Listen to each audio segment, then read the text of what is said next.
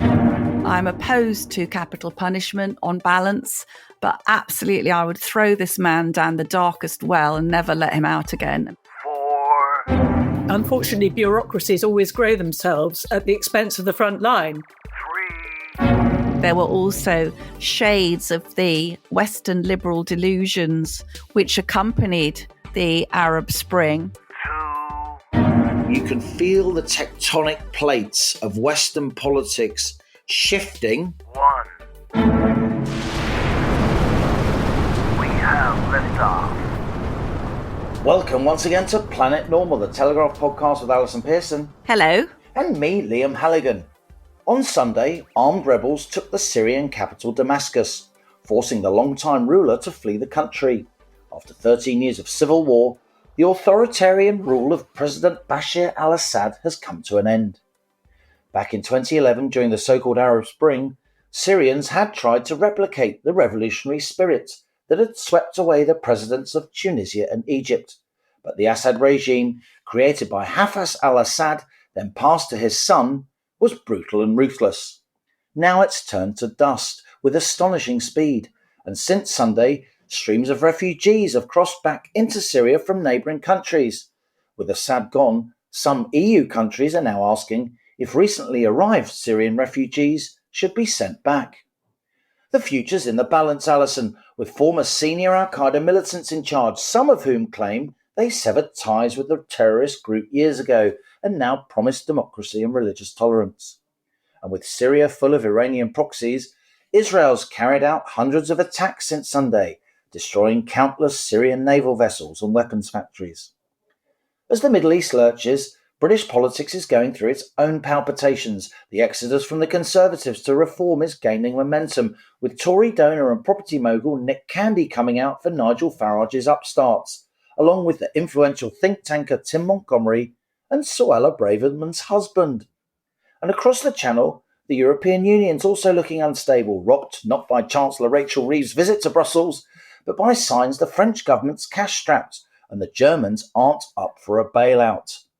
The streets of London are meanwhile looking more like Paris, with tractors filling the capital as farmers protest again at inheritance tax on agricultural land, Reeves aligning us with Europe in ways perhaps that she didn't quite want. But let's start with Syria. It's a complex, fast-moving situation, but one that could escalate, spreading geopolitical shockwaves across the globe. How do you see it, co-pilot? Before we go into Syria, Liam, which is a kind of cat's cradle of unbelievable tensions and feuds, but there is now a huge breaking story. We're recording on Wednesday afternoon. Now, Planet Normal listeners, I'm sure, will, like us, have followed the absolutely horrific case of Sara Sharif, a little girl who was found murdered in her home. Her father, stepmother and uncle had fled to Pakistan, and what emerged during the trial of the parents, specifically her father, Irfan Sharif, was that he had treated his child. I mean, it's very difficult to say it, Liam, because, you know, I think when you're a parent, you find it very difficult to read about child cruelty. But let's just say that he beat her to death with a metal pole and a cricket bat, among other things. And I have to say that this case has caused unbelievable strong feeling. And in fact, one of my milder-mannered Telegraph colleagues said, "When can I join the firing squad?"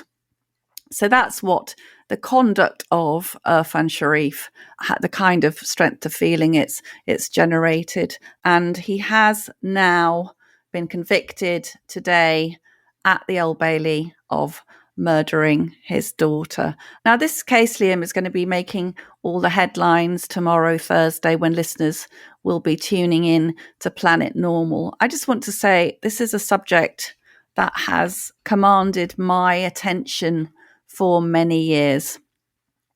There are little girls in our country, Muslim girls, who have no access or have very limited access to the British way of life. And this little girl, Sara, 10 years old, she was one of those little girls. She might as well have been living in a village in rural Pakistan for all the freedom and the rights that she enjoyed. And she was a prisoner of her father. And when he was arrested, Irfan Sharif said, yes, well, I disciplined her as I was entitled to do, right? So this is a man moved to our country, thinks he is allowed to physically chastise his child with implements. No, he isn't. She lives in the United Kingdom. She lived in the United Kingdom before he murdered her.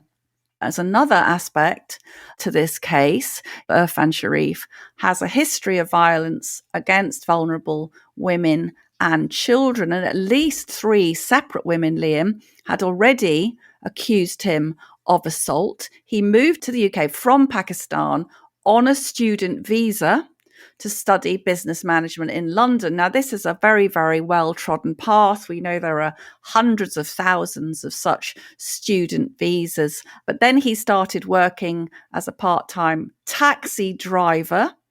And it turns out that he then arranged a sham marriage to a Polish woman to remain in Britain. And of course, Poland, as a member of the EU, this gave this monster the chance to remain in the UK. So the various strands of the case, Liam, first of all, we have the strand of certain Muslim women and Muslim girls like Sara Sharif being denied the full rights of being British. And this is where the failure of multiculturalism, we're going to be talking about this in the next few days, the failure of integration. Now, this little girl, when she was being beaten up by her father, and obviously the stepmother and the uncle were around as well. Neighbours heard blood-curdling screams coming from the house. This little girl was sent to school. Obviously, she was covered in bruises, but they made her wear the hijab. So she went from showing her hair to wearing Islamic dress in order to disguise the torture that had been inflicted on her. So there's that element. Ludicrous numbers of people have been allowed into Britain, often to universities that are scarcely worth the name university.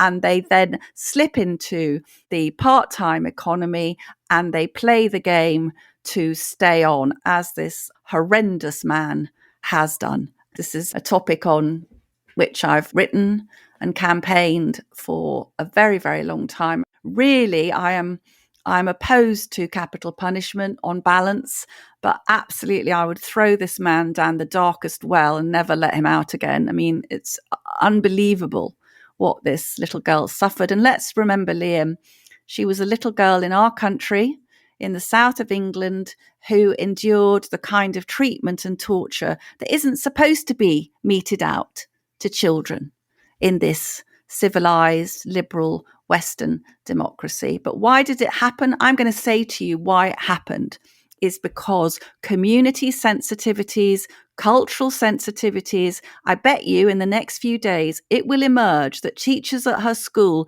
didn't think they could interfere. Neighbours didn't think they could interfere because it's not our culture, it's their culture.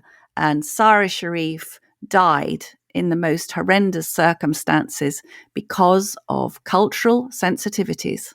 You know, I think for many years there's been a kind of slow burn of pressure when it comes to public opinion about immigration here in the UK, which traditionally is such a tolerant country with such a vibrant immigrant population. The slow burn's kind of been the impact of immigration on wages at the bottom end of the labour market, something I've written about a great deal over the years.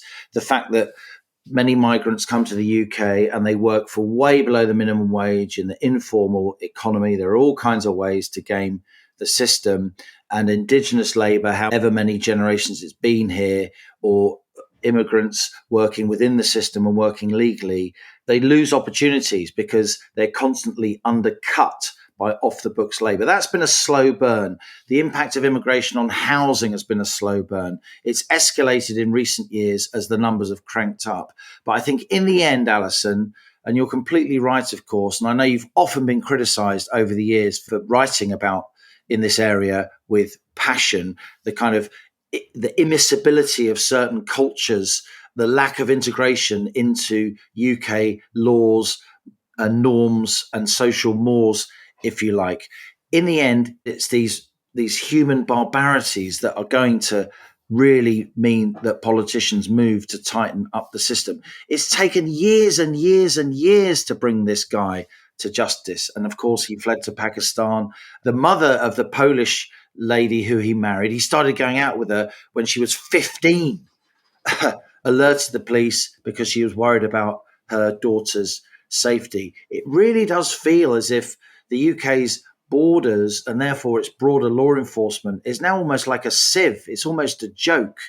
I do think it will be these stories of astonishing human suffering, the symbolism of a man beating his young daughter to death and how beautiful she looks. Oh, I'm looking at her face now, a cherubic face, completely innocent. It's these kinds of incidents which surely mean public patience will snap. Immigration is already such a mainstream topic in our politics, and this can only escalate that fact, albeit in a tragic way.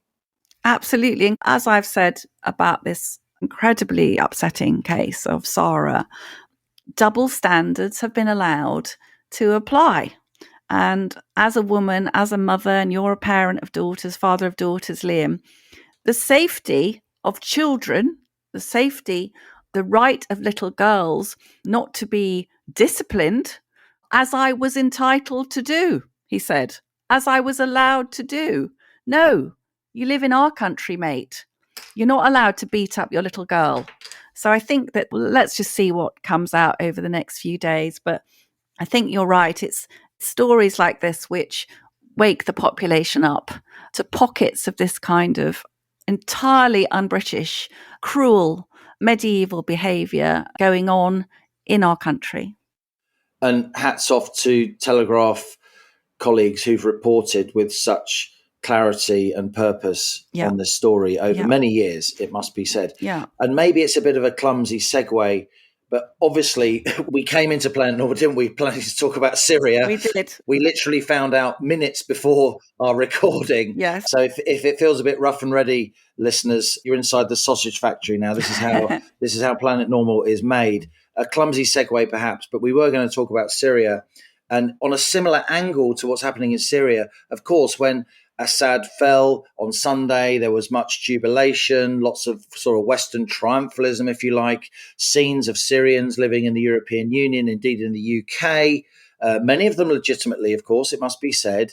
We must make that clear, celebrating the fact that Assad has fallen, a brutal dictatorial regime. And yet almost immediately in Germany, for instance, you had opposition politicians saying, well, why have we got Syrian refugees now? If it's safe, shouldn't they be sent back? Shouldn't they be repatriated? The mood is shifting. There are snap elections in Germany. They're going to be held on February the 23rd. Migration tops surveys of voters' concerns easily. You now have mainstream politicians, Jens Spahn, deputy leader of the CDU, Merkel's party. He's suggesting chartering planes and giving Syrians €1,000 each to leave the country. AfD, of course, Alice Weidel, posting on X that whoever in Germany is celebrating a free Syria should go back to Syria immediately. Left-wingers and Green politicians are expressing outrage.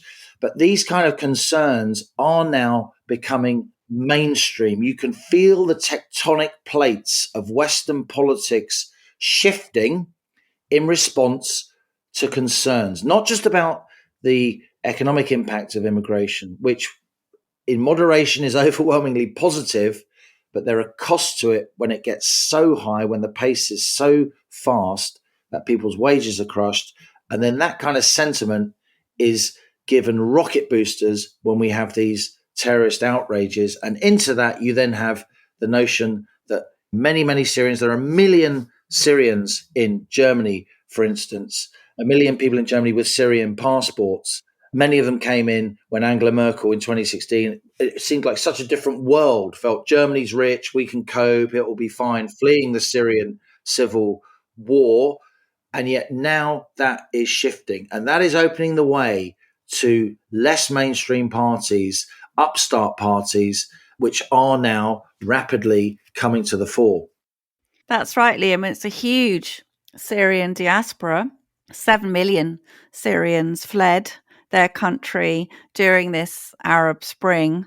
And you'll remember that Bashar al-Assad, although seen as being a more liberal, milder figure than his father, used chemical weapons on his own people, believed to have killed up to 500,000 Syrians. And we're seeing footage, aren't we, Liam, of this horrendous, notorious prison where people were tortured in unimaginable ways. But 3.5 million Syrians moved to Turkey. Many of them are still in camps. Almost 1 million are in Lebanon. A smaller number, 30,000 in the UK, certainly between 2011 and 2021, but probably a lot more than that are here. My take on it, Liam, was obviously the Syrian people rejoicing, absolute feeling of elation that this repressive figure had been toppled. But I'm afraid for me, there were also shades of the Western liberal delusions which accompanied the Arab Spring.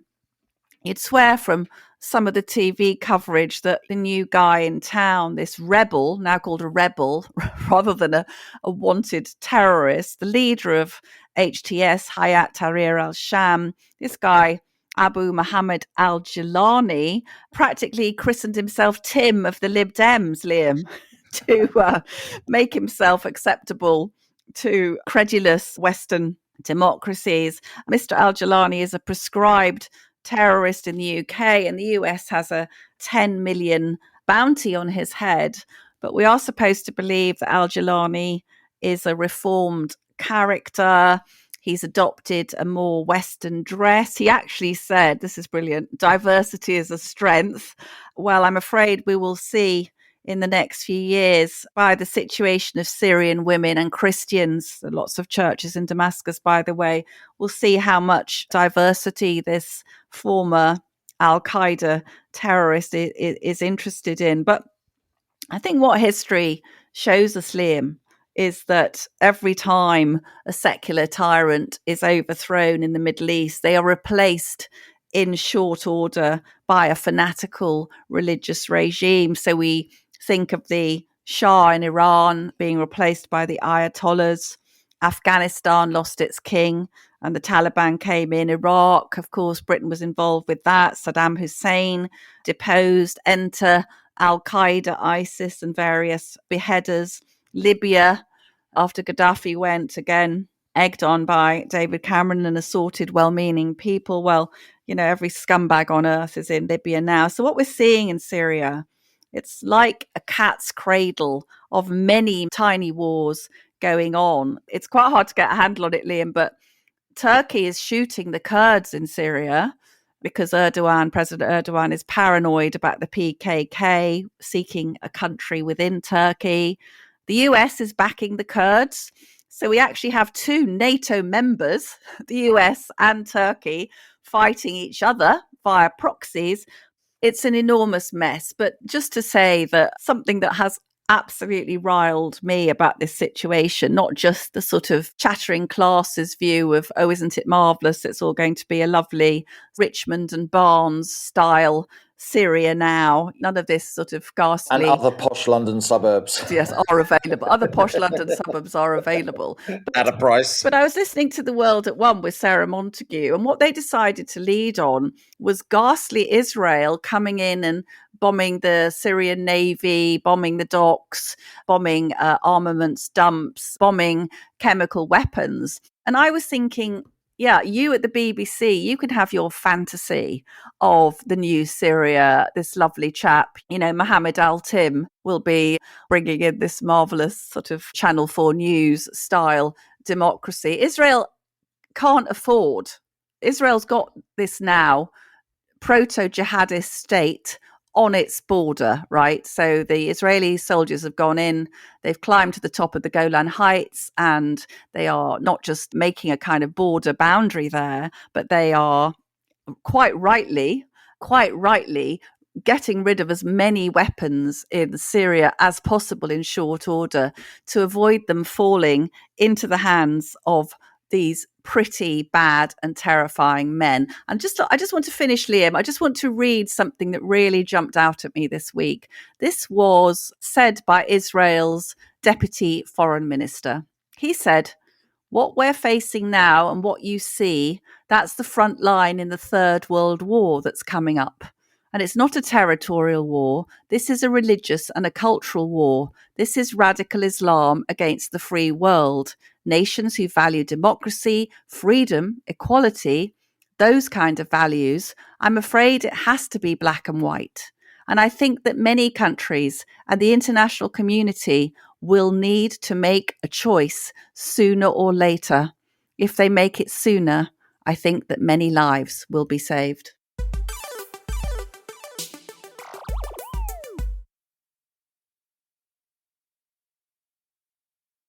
For our Planet Normal interview this week, we have a seasonal change of pace. Emma Thompson and Admiral Sir James Burnell-Nugent are both founder members of Save the Parish. This voluntary campaigning organisation was set up in 2021 to resist plans to redirect money away from churches and vicars and to reject the growth of managerial jobs and relentless centralisation of power in the Church of England. Admiral Sir James Burnell-Nugent read maths at Cambridge. He served in the Royal Navy for 37 years, latterly as Second Sea Lord and then Commander-in-Chief Fleet, retiring in 2007. Sir James commanded the nuclear submarine HMS Conqueror, the frigate HMS Brilliant, and the aircraft carrier HMS Invincible. James saw active service in Northern Ireland, the Cold War, Bosnia, Kosovo, and Afghanistan. As well as being a church warden in one of a 7-parish rural benefice in Devon and a memory of the Deanery Synod, because there is no longer a vicar available, the Admiral and his wife now take the service in their church on Christmas Day. Emma Thompson has a law degree from Cambridge, is a former high-flying city solicitor, now a company secretary, and a successful freelance journalist.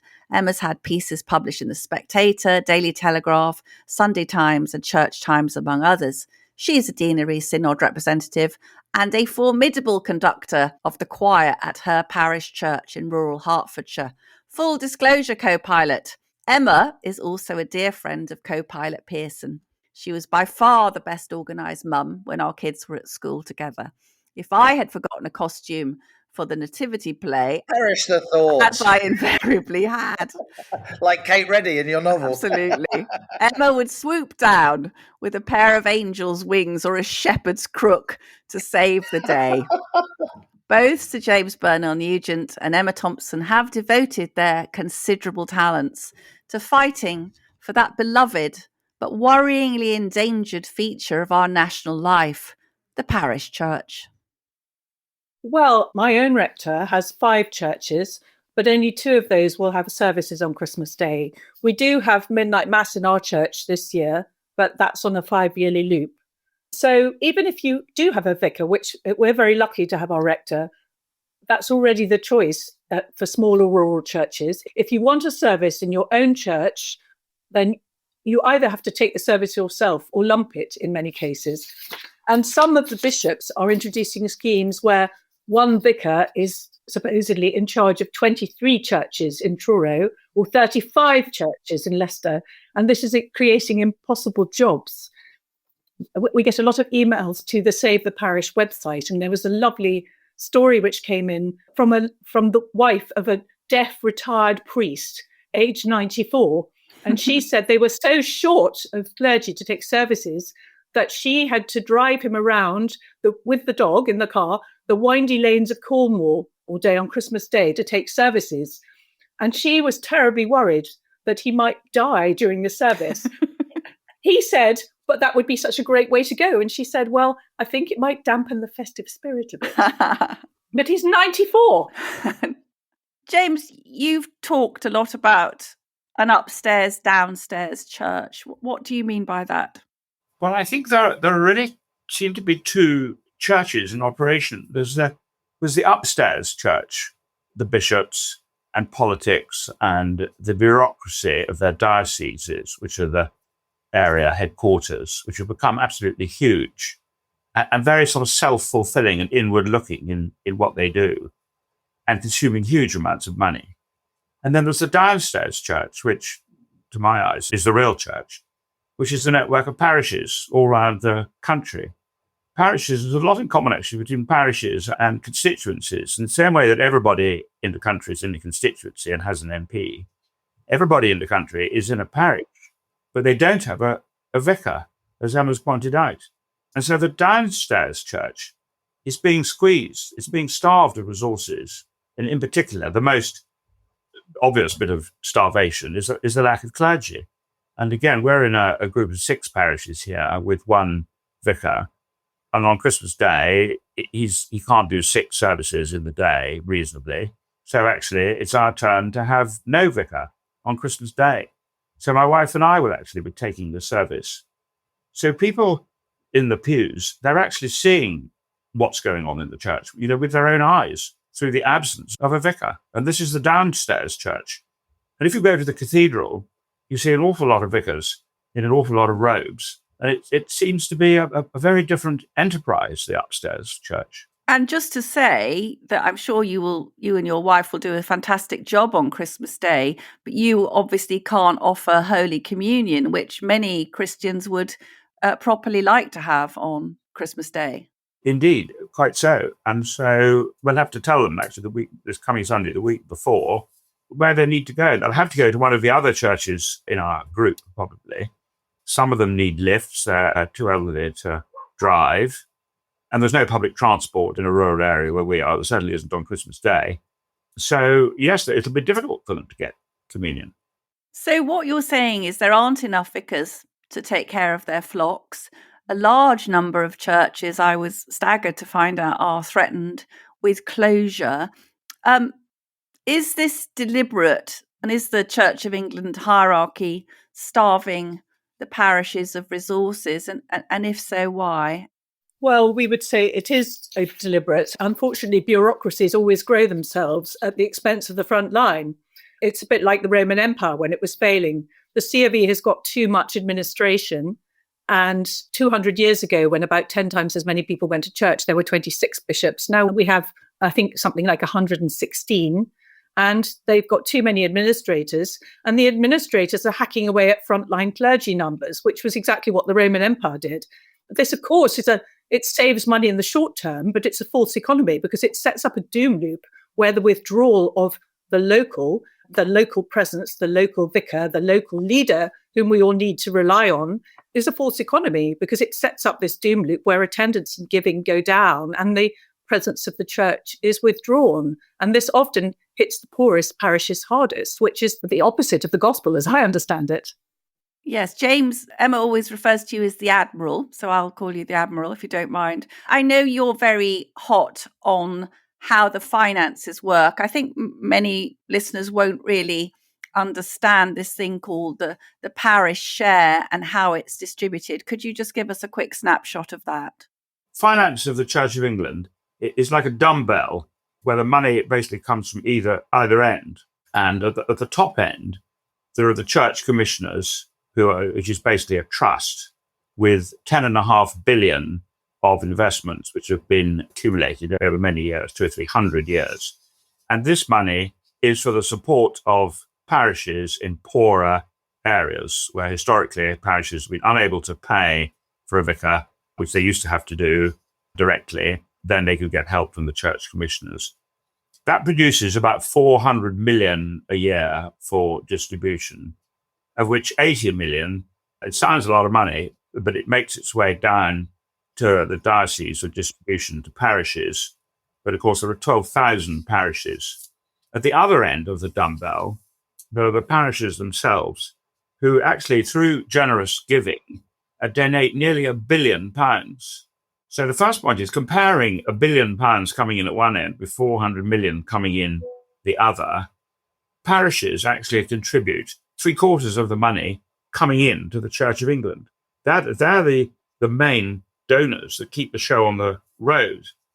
And the method by which this is really split into two, the parish donations, about 2/3 goes on the maintenance of the church buildings, which is another very important point. Basically, local people are looking after their buildings.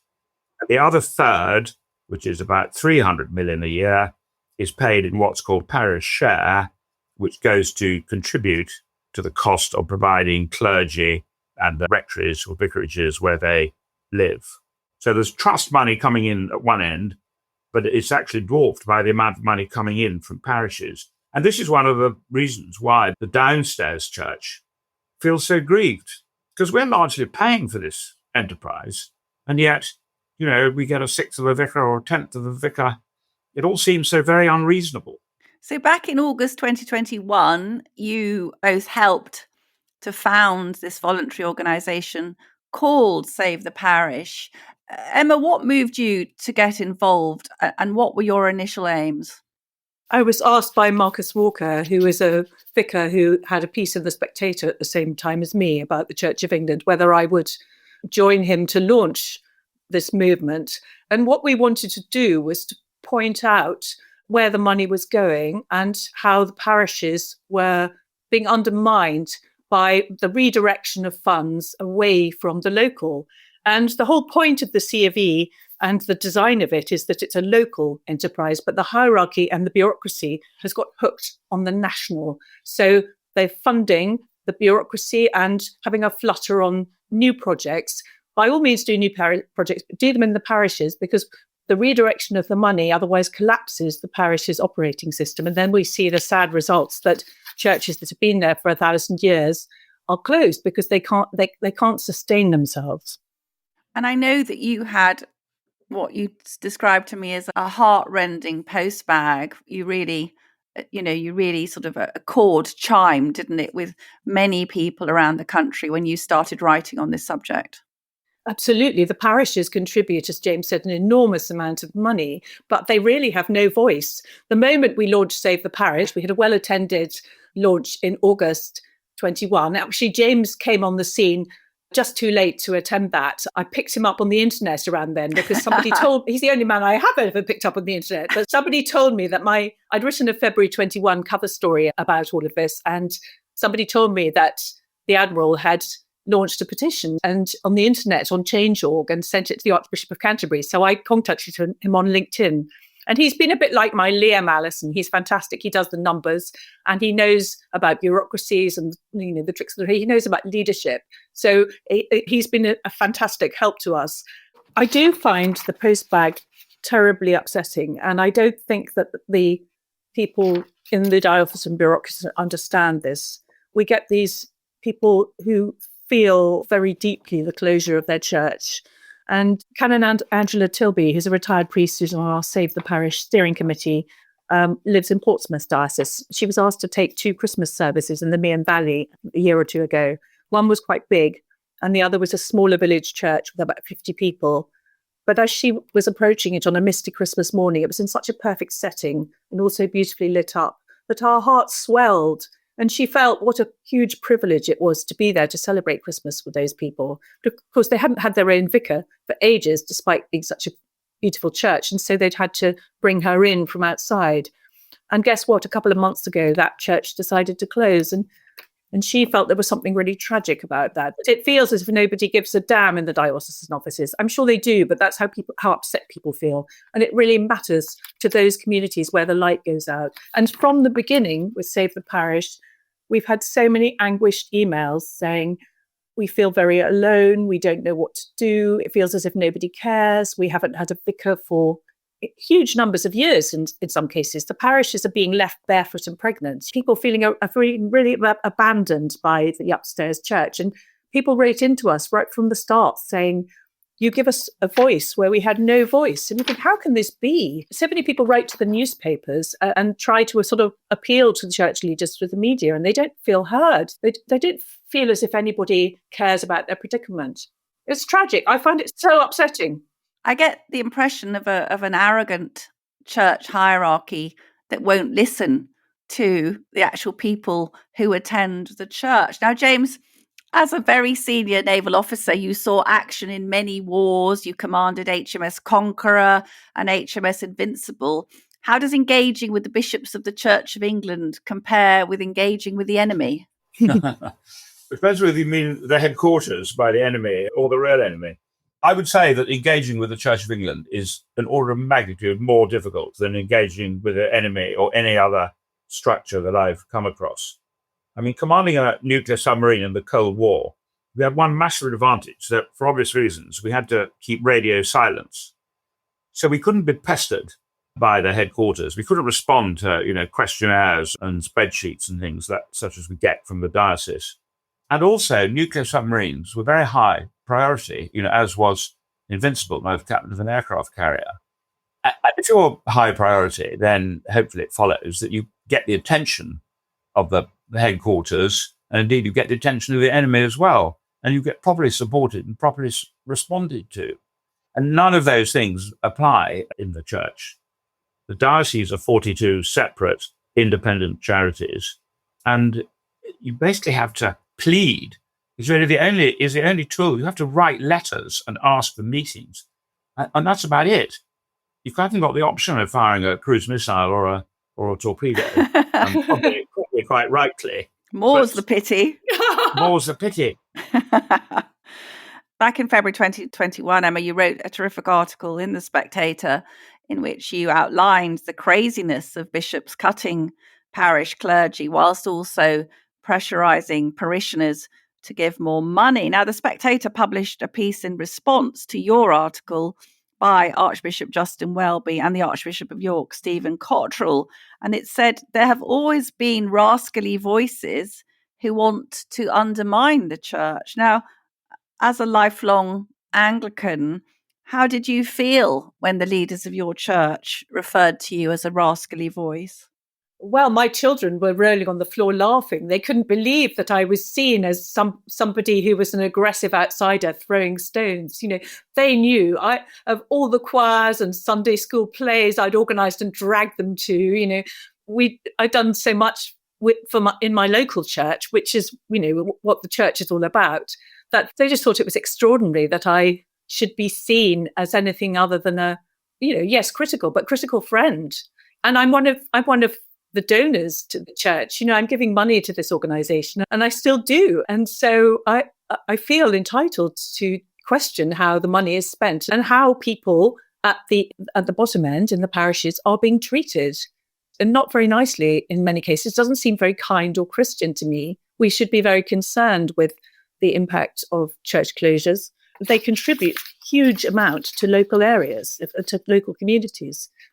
We have a really fantastic survey by the National Churches Trust, which actually put the social and economic value of UK parish churches. So that's not just Anglican churches, but UK parish churches were valued using Treasury Green Book principles of £55 billion per year. And if you run down the operating system and close all the churches, the taxpayer will have to pick up the tab for that. And that would be stuff like food banks, outreach, creches, taking care of the elderly, all that sort of thing. I know you're very active in bringing the elderly and children together in your parish. Well, absolutely. And that's all in the Bible. The Bible is really all about love and human relationships. And there's so much about looking after the widow and the orphan. But the best of the CVs, in the local church, yes, as you say, social action. The National Churches Trust have just another survey showing that there are huge health benefits. Church is often the only public building which can be used in the local community. They have, AA meetings there. It provides resilience. It provides a point of reference to people, and people are very proud of it. In fact, we're just having a mini Notre Dame moment at my village church because it's just been repainted in time for Christmas. And we're looking up at the lovely freshly painted blue ceiling with gilded decorations, which the vicar and his wife have actually done themselves. So we're very, very proud of it. It represents, something of our community, and our building heritage in this country is so rich. I think 45% of grade 1 listed buildings are churches, and we don't want to lose that. They are very meaningful places to people, even if they're not churchgoers, and actually, even if they have no faith. I think there was the University of York survey a couple of years ago that showed that 75% of non-churchers want churches to be open so that they can go there for places of peace and reflection. James, it's been said, obviously infamously, Archbishop Welby closed the churches during the COVID pandemic, although churches had not been closed before, even during civil war and indeed bubonic plague, but he decided to close them. It's been said that COVID gave the bishops cover to reimagine the church, a church that could be conducted from the centre, perhaps via Zoom. James, in all your Save the Parish work, what have you concluded is what the archbishops and the bishops want this reimagined C of E to look like? It seems that what they want to do is to move away from the parish system, move away from the local to the regional or the sort of market town-based church. The sort of technical term for it is the gathered church, which is where, you go to a church that's near you, but it's not your church in the same way as the parish church is. And it would seem, just by the evidence of what's happening on the ground, it would seem that's the model of church that they are pursuing, because they believe this will produce more growth in numbers and will spread Christianity in a way that they think the parish system is failing to do. We've seen many dioceses, just to take one example, a while ago, Southwark got rid of 30 parish priests while it was advertising for a director of justice, peace and integrity of creation. I thought we had one of those, isn't it called the Lord God? Yes. Anyway, so are we saying that the C of E bureaucracy is flourishing at the expense of the front end user, as we might term the lovely parishioners? Most definitely. The number of clergy is declining by about 1,000. The paid clergy is declining by about 1,000 every 10 years. So at the turn of the millennium, there were about 9,000 paid priests. By 2012, there were 8,000, and now there's 7,000.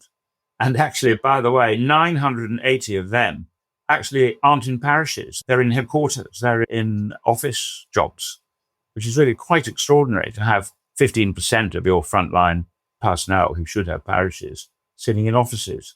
And yes, the bureaucracy is growing.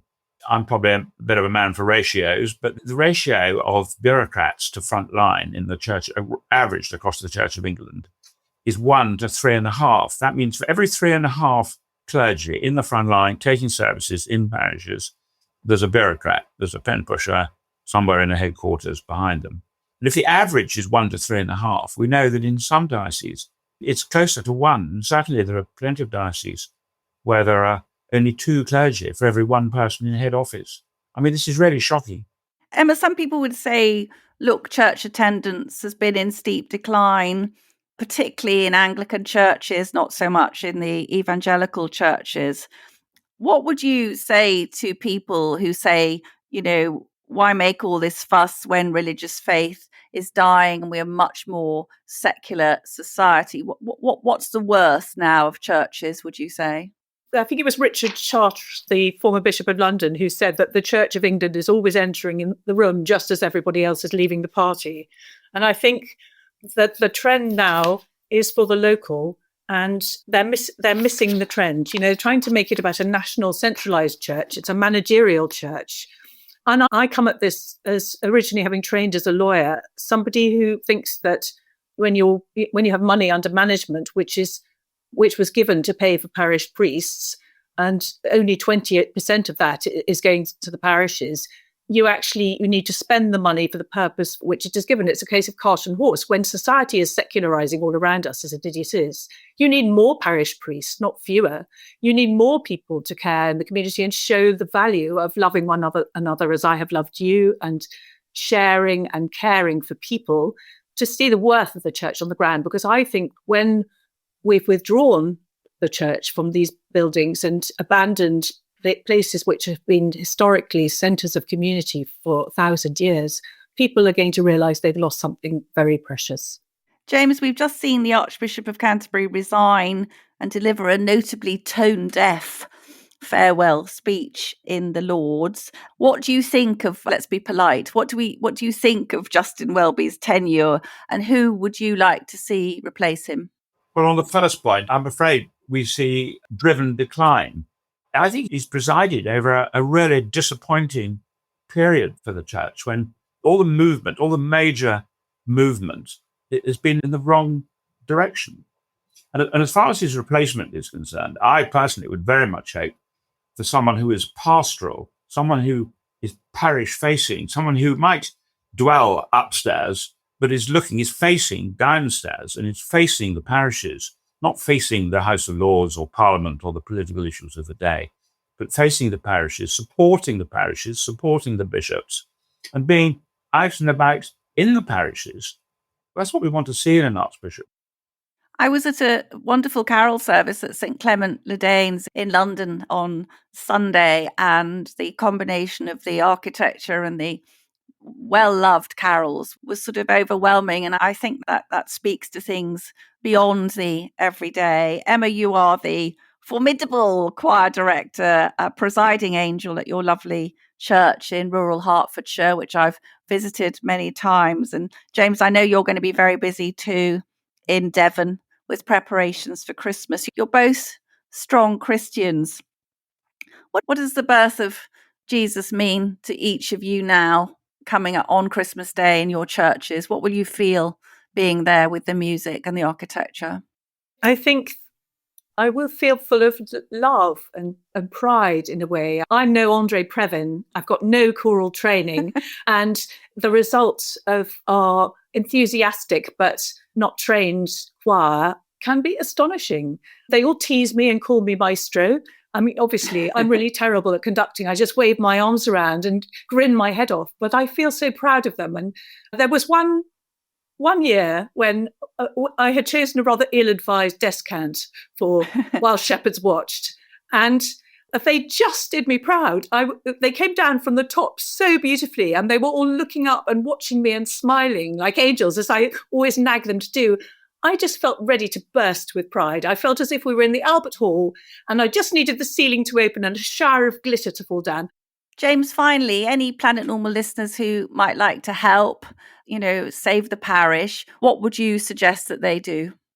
Well, what we'd love them to do is to go to our website, which is Save the Parish, all one word, savetheparish.com, and join Save the Parish, identify themselves as a supporter, because the more supporters we can get, fairly straightforward, the more influence we can have, particularly on issues like the appointment of the next archbishop. And there's a two-way street here. We can help parishes. We do. We help a lot of parishes. Emma and I and others, we're in daily correspondence with parishes, helping them make the case for a new vicar, make the case for not selling the rectory, make the case for not being merged. So your listeners can help us by signing up to Save the Parish, and we can help them keep their church open and hopefully have a vicar to take the services on Christmas Day. Fantastic. Final for both of you. Favourite Christmas carol, Emma? It has to be Good King Wenceslas, where you've got the comic king saying, "Yonder peasant, who is he?" decides to give him a good nosh up. Then the page loses heart, and we have to sing, "Sir, the night is darker now," all the ladies, because our heart is tremulous. He says, "Mark my footsteps, follow my footsteps," page. And you get this wonderful ending, "Therefore Christians all, be sure wealth or rank possessing ye, who now will bless the poor, shall yourselves find blessing." And I love that. It's a great message.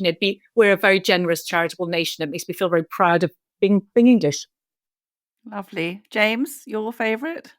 Well, not surprisingly, I like a rousing carol, Hark the Herald Angels Sing, which is generally the final carol in a lot of carol services. And in particular, the trumpet-backed final verse.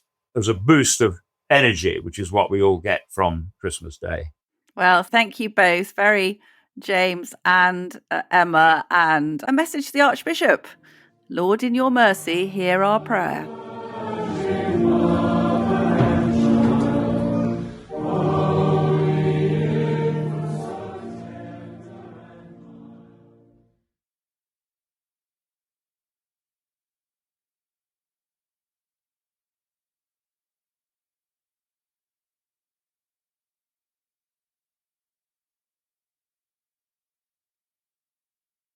Well, you know what, Alison, I'm not a particularly religious person, but I do think that people meet for a reason. And James, the Admiral, and Emma are clearly a great team. They are formidable as a partnership campaigning for the church. Emma really is a very classy writer. She's written a succession of pieces which I've followed with interest. And they contain little kind of fact bombs, don't they? She really, potentially it seems with James's help, and I did like the way that she compared James to me. Leadership qualities, good with the numbers. And she said in one of her more recent articles that back in 1990, 85% of then the Church Commissioner's income stream was spent on funding, serving clergy, leading congregations.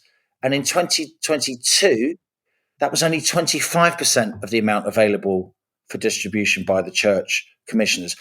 The message comes through loud and clear. The church is bureaucratically incredibly top heavy. There are far too many people at the top of the church scratching each other's backs, keeping their mates in jobs, and the rank and file are suffering when you have wonderful buildings that could and should be, if not the very center of their communities, but certainly a pillar of their communities. And there's no serving clergy in which to lead those congregations. And that is a tragedy. And I think it's great that you've invited them on in the run up to Christmas to make that point. I think there is a wider point here, Liam, as well, about the erosion of trust in institutions, where there are arrogant, unaccountable people at the top of the church, at the top of the police, as I discovered recently, at the top of the health service. Many places we look at that we're supposed to trust and rely on, what do? They're spending the money pursuing their own missions, ideologies, things that bear no resemblance to what the people who fund them would actually like. So most British people would like a vicar. One of my friends very sadly lost her father yesterday. Well, they'd like a vicar to come and sit with dad. That's something that our parents and grandparents used to be able to rely on, a priest or a vicar or whatever. And, people would like to see a doctor. People would like a copper on the beat. All the things that people actually really mind about are being overruled by these hierarchies, like the bishops. And it's quite something, isn't it, when you hear a man like Admiral Sir James Burnell-Nugent, who served his country with incredible distinction. Running a nuclear submarine is not for the faint-hearted, is it?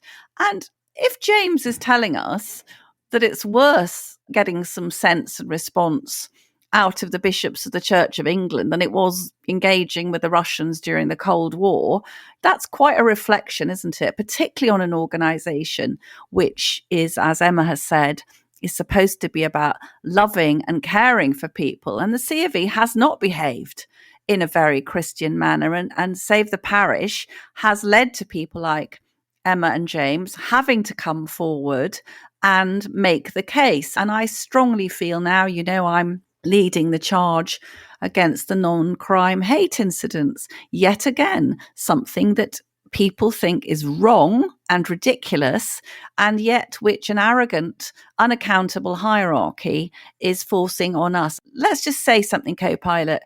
When these churches are all closed, all those beautiful buildings left to rack and ruin, all the lights put out, no more candlelit services, no more little children enjoying singing away. I still think that little kids singing away in a manger must be one of the most moving things in our national life. And all that will be gone because people like me, like you, I'm afraid we're going to have to wake from our coma and stick up for the institutions and the values that matter.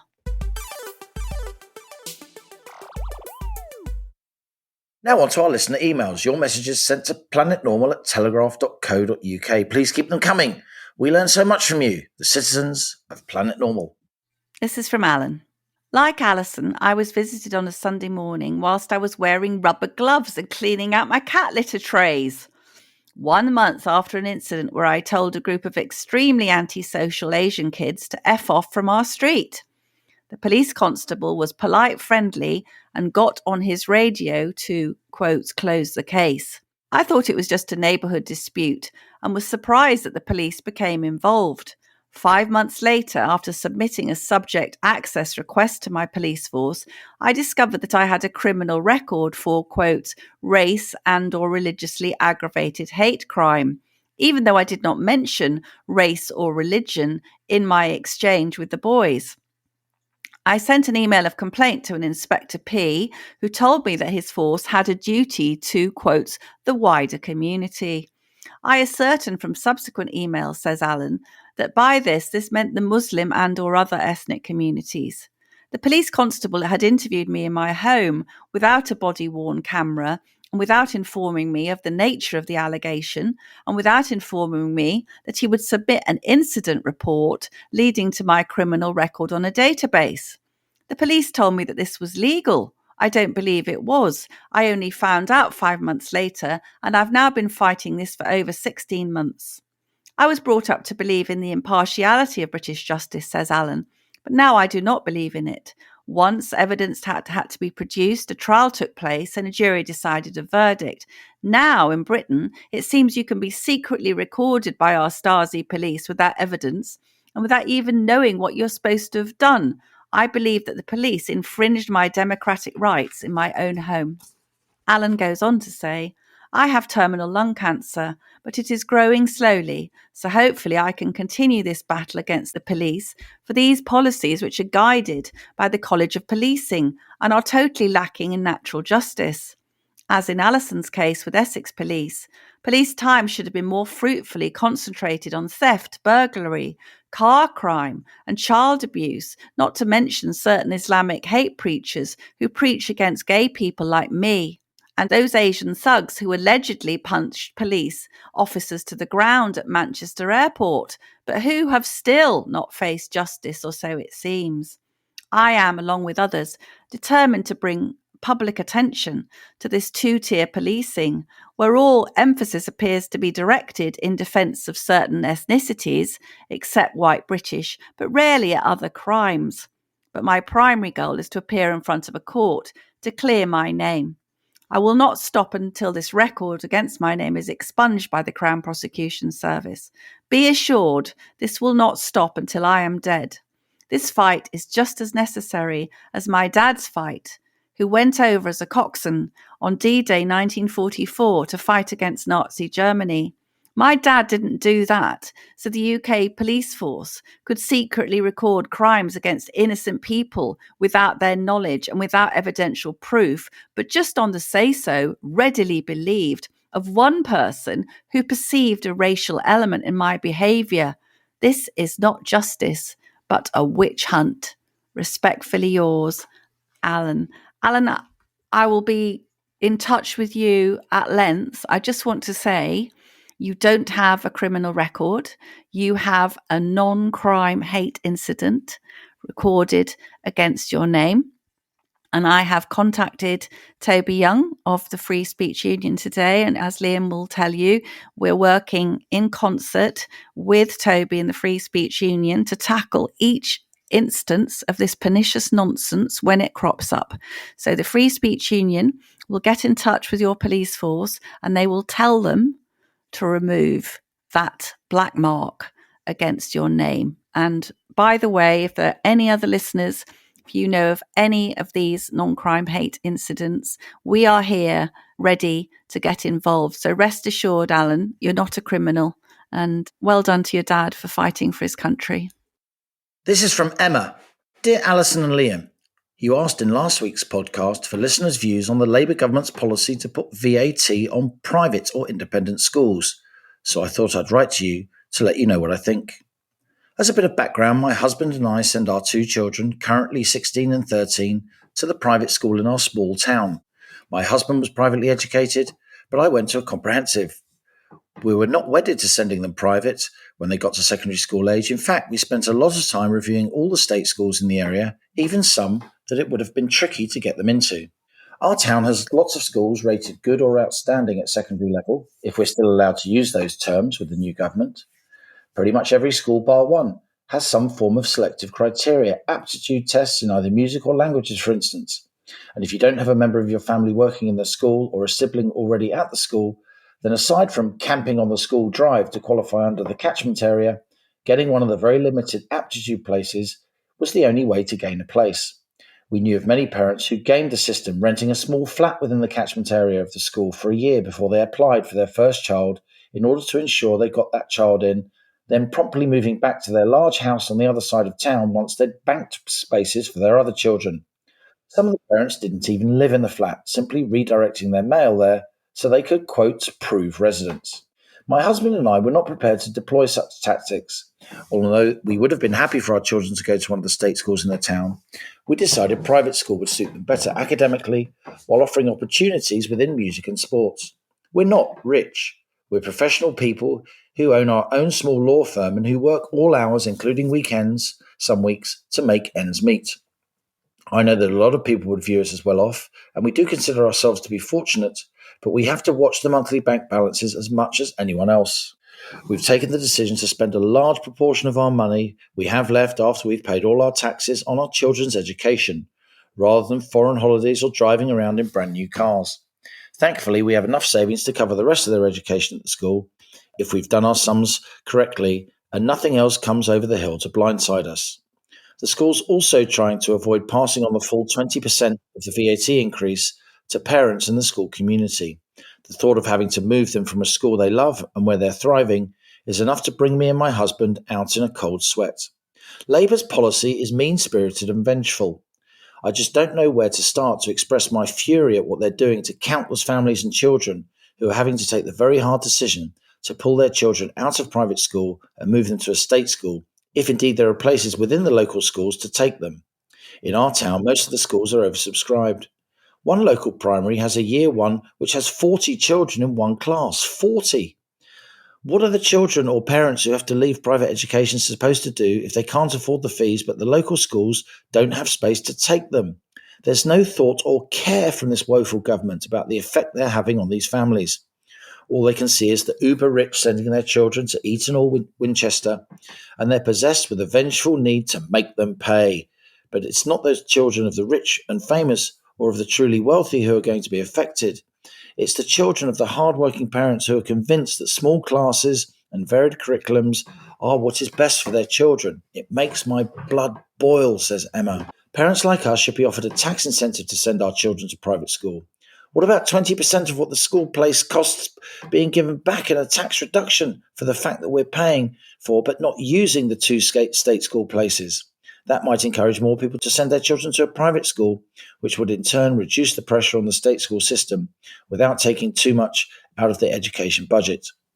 I've written to my local MP, who is now a Labour MP, was Conservative on this matter, but he's not bothered to reply or even acknowledge my email. No surprise there then. I would love it if you and the team at Planet Normal could highlight the awful effect this policy will have on this country and our children. I've listened to Planet Normal every week since it started. Oh. I'm a huge fan of both your columns in the Daily Telegraph. Keep up the good work by holding those in power to account. God knows they need to be. Yours sincerely, Emma. What a fantastic email. Really great. And I think this is, Emma, I completely feel for you and for all the other parents. It's cruel, spiteful, and it's stupid. It's not going to make any money, is it, Liam? Not by the time they've accommodated these private school children in state schools. I think it could possibly cost money in terms of the need to expand state education in certain areas. And many independent schools will have to curtail their outreach programs, their community service, and so on. It strikes me as class war politics. And on that bombshell, that's it from Planet Normal for another week as we leave our sanctuary of sweet reason, our flying refuge of reasoned views. Email of the week. It's my turn this week, and it has to be Emma. Emma, we totally understand where you are coming from, and I'm sure many other Planet Normal listeners do as well. We will continue to highlight this issue. So send us an email at planetnormal@telegraph.co.uk, put mug winner in the subject heading, and give us your postal address in a town near where Allison and I live, it seems, and you will get your Planet Normal rare as rocking horse poo mug sent to you.